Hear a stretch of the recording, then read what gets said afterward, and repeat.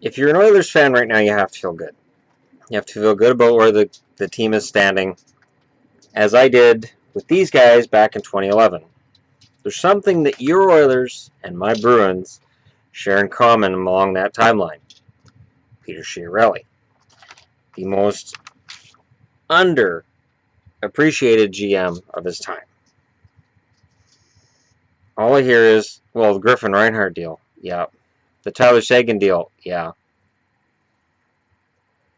So I looked through the Oilers roster. Cam Talbot, Eric Gryba, Zach Kassian, Patrick Maroon, David Desharnais, Milan Lucic, Chris Russell, Matt Benning, Drake Caggiula, Mark Letestu, and Adam Larsson are just the key guys I found who have come in since he took over 2 years ago. That is a truckload of talent he's brought in. That is a lot of players in 2 years. And this isn't just about the fact that Chiarelli has done this. And I get it. And everybody's going to say the same thing. Well, yeah, but they signed McDavid, or they drafted McDavid, and that's why they are where they are. No, you can get that star player, but you have to surround him with a good roster. The Pittsburgh Penguins went through it with Sidney Crosby, after they went through it years before with Mario Lemieux. Certainly Gretzky, some of his better years towards the end there with the Kings, he was with teams that weren't up to snuff. And you can't physically drag a team that's not good enough into the playoffs. You just can't. I don't care who the player is. You single-handedly can't do it. So it's kind of funny to me that they rip off the Rangers when they get Talbot, but all people who don't like Chiarelli want to talk about is the Griffin Reinhart deal. Which, yeah, it was bad, but neither of the guys who were traded for Griffin Reinhart have played in the NHL yet, minus the 2 games Barzal did. And Matthew Barzal only has 10 goals right now for the Seattle Thunderbirds. That's all he got this season was 10 goals. So, you know, as much as I wanted Barzal to be drafted by Boston, and I still regret that he wasn't drafted by Boston, the fact is he hasn't proven anything yet. And it looks like he regressed this year. Whether it was through injury or through whatever other means, maybe the team wasn't as good around him, maybe he didn't have as good line mates, Barzal stepped backward. Griffin Reinhart was a gamble. And when you're a GM, you have to take a gamble. But to say, oh, well, look at that trade, and then not give him credit for Talbot. And it's funny because with almost any GM, you'll hear the same thing. When you say, oh, but he made a trade for, and you name a really good player, they go, yeah, but that team had to trade that guy. So that doesn't really count. You know, the Rangers had to trade Talbot. Okay. Like, it's bewildering to me that people will not give Chiarelli any respect. Right now, the Edmonton Oilers are 1 point behind first place in the Pacific Division. They have 95 points. They're 5 points short of 100. And it is the best season they have had in well over a decade, because the 2006 team that went to the Stanley Cup final was not a 100-point top of the Pacific Division team. They weren't. They squeezed into the playoffs, and then they got hot at the right time. This is not the same thing at all. This is a top-down rebuild done in real time by a GM who knew that the fan base was tired of losing. He signed the right free agents, he made the right trades, and his moves have mostly paid off. But it's weird, because I look at their blue line and it gets maligned quite a bit, but it's not that bad. And Talbot has been lights out, but his stats are not Vezina worthy. And I only say that because as great as he has been, he's not the only reason that the Oilers are where they are. You look in Columbus, Bobrovsky's numbers are intimidating. Bobrovsky's been fantastic. And yet I never hear people say, yeah, Columbus has had a good year, but it's just because of Bobrovsky. Without him, they're nothing. And you can't give any credit to Kekalainen, because really, I mean, what did he do? He just grabbed these guys, and nobody knew that they were going to turn it around. And, you know, I just find it weird that of all of the GMs in the league, Chiarelli gets, to me, it seems like some of the lowest amount of respect. And yet, everybody wants to praise Tree Living in Calgary, Tim Murray in Buffalo. In Vancouver, Benning gets the short end of the stick. He gets talked about like he's the worst GM in the league. And I, admittedly, at the start of this season, had a lot of unkind feelings about him, but he's turned that around. I'm going to my second Canucks game tomorrow night, in part because he's got the right method to rebuild this team. I will now financially support the Vancouver Canucks at the ticket gate, which I've never done until now, because I believe that the team's headed in the right direction.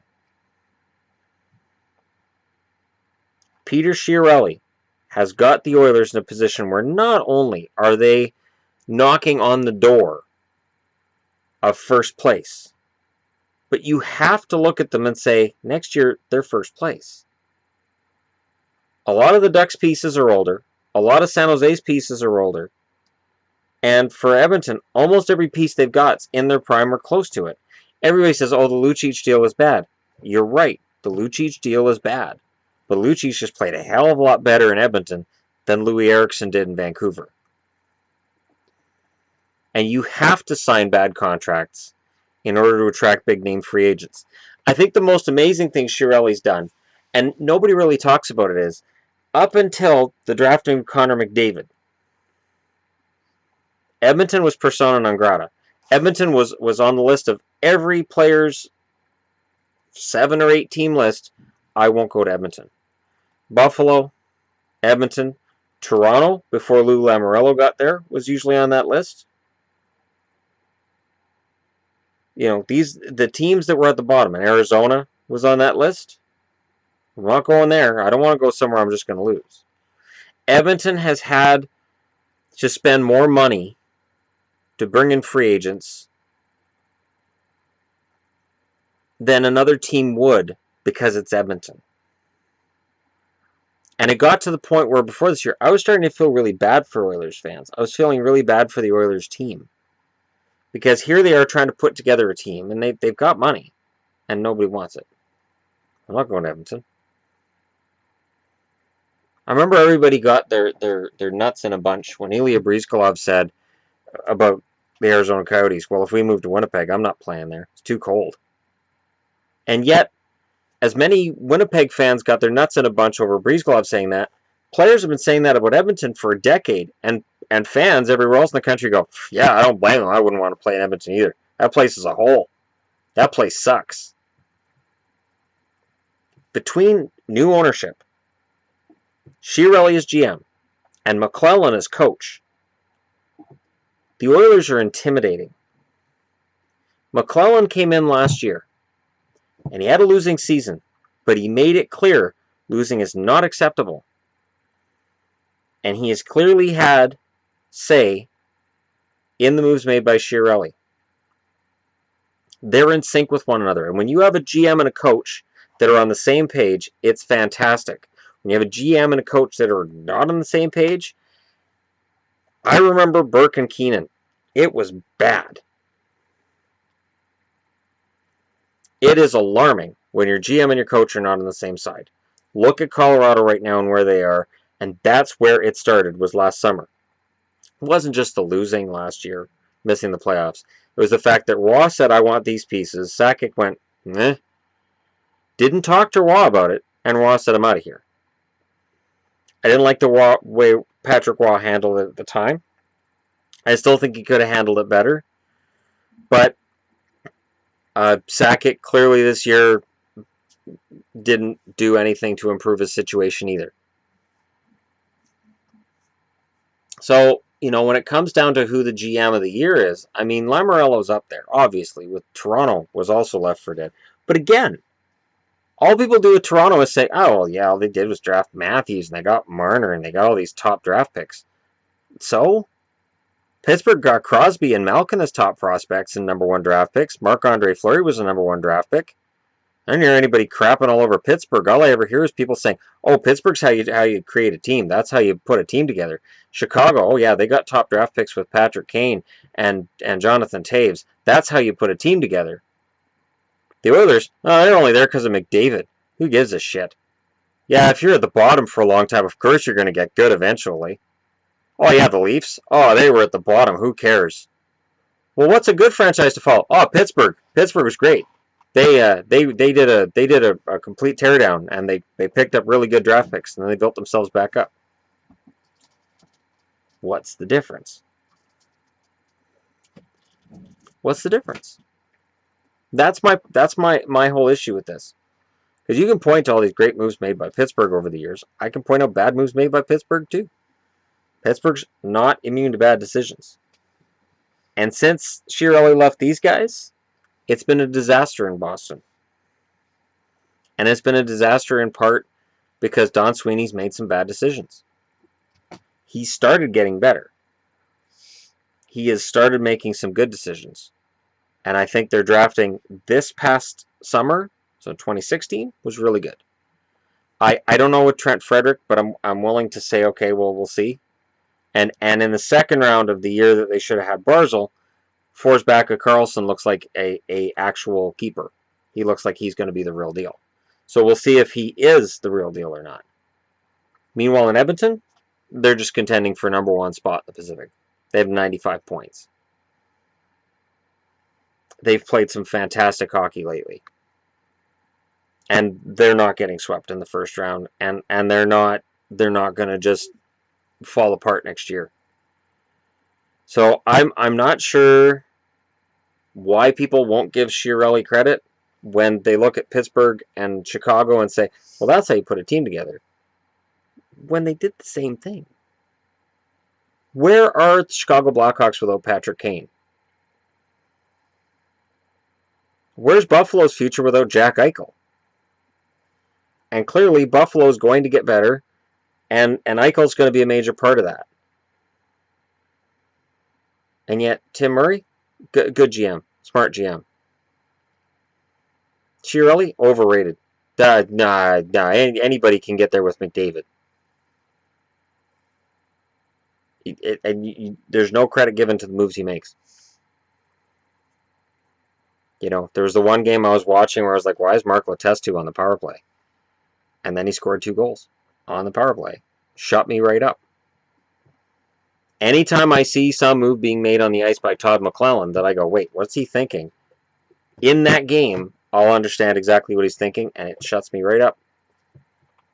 He's a damn smart coach. And I'm sorry, but he has a smart GM too. And when Chiarelli came in, he wanted that team to turn around fast. So he was willing to give away draft picks for a guy like a Griffin Reinhart on the off chance that Reinhart in an Edmonton jersey would play better than he had as an Islander. He rolled the dice. He failed. Thankfully, he rolled the dice a bunch of other times and he passed, and he did really well. But you're not going to hear about that from naysayers. And I find that really strange. Because for years, I've heard about, this is how you rebuild. And everybody says the same thing. Tank and get that number 1 draft pick. Tank and get that number 1 draft pick. I hear people saying that this year for Nolan Patrick, who is not expected to become an Austin Matthews, Jack Eichel, Connor McDavid type. He's seen as a level below. Not necessarily not a really good player, just a level below. Well, wait a minute. That doesn't make sense. You want a team to tank to get a player who's that notch below. And then at the same time, you want to say, well, the Oilers are only where they are because they were last in the league and they got Connor McDavid. They weren't last that year. They won the draft lottery. They were actually second last that year. Buffalo was last. And I guarantee you, if Buffalo got Connor McDavid, and Buffalo's on their way to the playoffs right now, we would not be hearing, Buffalo's only there because of Connor McDavid. Because Tim Murray gets more respect as a GM than Chiarelli does. And I don't understand why. Because all Chiarelli did in Boston was build a cup winner. And he looks like he's doing the same thing in Edmonton. And I don't want to see Edmonton win the Cup any more than the rest of Canada does. Believe me, as a Canucks fan, I really don't want to see another Oilers Cup. The last thing a Canucks fan wants to hear is about the city of champions again being Edmonton, while Vancouver languishes at the bottom of the league. But they're headed there. And it doesn't matter that there was luck involved. If they're headed there, you have to look at the guy who's running the show and say, he played a role in this. Because every single GM who's got their team to a Stanley Cup has been credited after. Rutherford in Pittsburgh last year was credited for helping to get the Penguins there. And nobody said, oh yeah, but Malkin and Crosby and Letang were already there when he got there, so what did he do? He just added the little pieces on the side. He didn't do anything. No, he rightfully was praised for that. So when's it going to happen for Chiarelli? Let me know what you guys think in the comments below. Don't forget to downvote me if you think I'm wrong, which I suppose a lot of people are going to. And don't forget to hit like and subscribe. I promise I'm not going to do a bunch of Oilers videos from here. This is not an Oilers channel. It's not the beginning of an Oilers channel. It's just as an adjunct to what I did last night. As an add-on to what I did last night, where I discussed the fact that the Oilers are in the playoffs. I want to discuss just a little bit that the GM has something to do with it. Because how many more years could McTavish or Tambellini or any of them fumbled? And I'm telling you, if McTavish had stayed in control in Edmonton, the Oilers would not be in the playoffs right now. They'd be close, but they'd be, I think, below Winnipeg if McTavish had stayed in control, even with Connor McDavid. Because the Oilers found a way to screw things up when that group was in charge. That's why they missed the playoffs for so many years, and it's not a coincidence that right after Chiarelli comes in, the team gets respect, players want to play there, and now they're going to the playoffs. And do not underestimate the fact that players want to play for Peter Chiarelli. That is huge. Because for many, many years, and I think it goes back to the Gretzky trade, it goes back that far, that it was decided that Edmonton was not a destination for players. It was a place where good young stars leave. They learn their trade in Edmonton, and then they sign somewhere else when they want to play for real money and play games that matter. And that has changed. And just the fact that that has changed, Chiarelli deserves credit for that. So thanks for watching. I'll talk to you all again tomorrow.